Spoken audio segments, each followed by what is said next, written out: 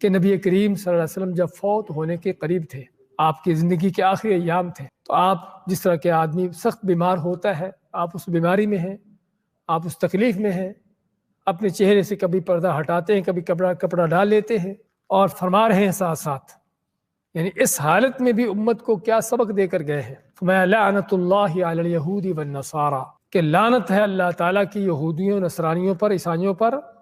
کس وجہ سے لعنت ہے؟ کیونکہ یہودی عیسائی ہے اس لیے نہیں، لعنت کی وجہ کیا ہے؟ اتخذوا قبور انبیائہم مساجد، کہ انہوں نے اللہ کے نبیوں کی قبروں کو مسجد بنا لیا۔ جس طرح ہم نے ذکر کیا، یا تو قبر کے اوپر مسجد بنا دی اور اس مسجد میں پھر نمازیں پڑھنا، یہ عقیدہ رکھتے ہوئے کہ چونکہ نبی کی قبر پر مسجد ہے اس لیے زیادہ ثواب ملے گا، زیادہ اجر ملے گا، وہاں پر کوئی صدقے خیرات کرنا، کوئی نذر نیازیں دینا، کوئی چڑھاوے چڑھانا کہ زیادہ اجر ملتا ہے، کوئی کھانے کی پینے کی سبیلیں لگانا، لنگر بانٹنا کہ زیادہ اجر ملتا ہے چونکہ نبی کی ولی کی قبر ہے۔ تو یہ کام ان کا، تو یا تو اس پر مسجد بنا دی، بلڈنگ بنا دی مسجد کی تاکہ وہاں نمازیں پڑھے، یا بلڈنگ نہ بھی بنائی لیکن قبر کے پاس بیٹھ کر اللہ کی عبادت کرنا، کیونکہ یہ مسجد جس پہ ہم بیٹھے ہیں آپ، یہ مسجد کس لیے ہے؟ اللہ کی عبادت کے لیے۔ مسجد کا لفظی معنی کیا ہے؟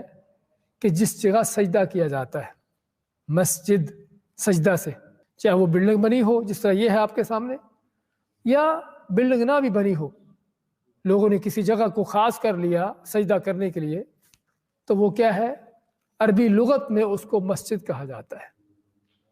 ان لوگوں نے بھی اللہ کے نبیوں کی قبروں کو مسجد بنایا۔ مسجد بنانے کا معنی کہ وہاں پر بیٹھ کر عبادتیں کرنا، کوئی سجدے کرنا، قرآن پڑھنا، کوئی ذکر کرنا، کوئی چلے کاٹنا، اور جس طرح ہم نے ذکر کیا ہے کوئی شیرینیاں بانٹنا، کوئی لنگر لگانا، ساری اس طرح کے کام کرنا، یعنی نیکیوں کے، عبادتوں کے کام جو مسجد میں ہونے چاہیے تھے وہ قبر پر بیٹھ کر کرنا۔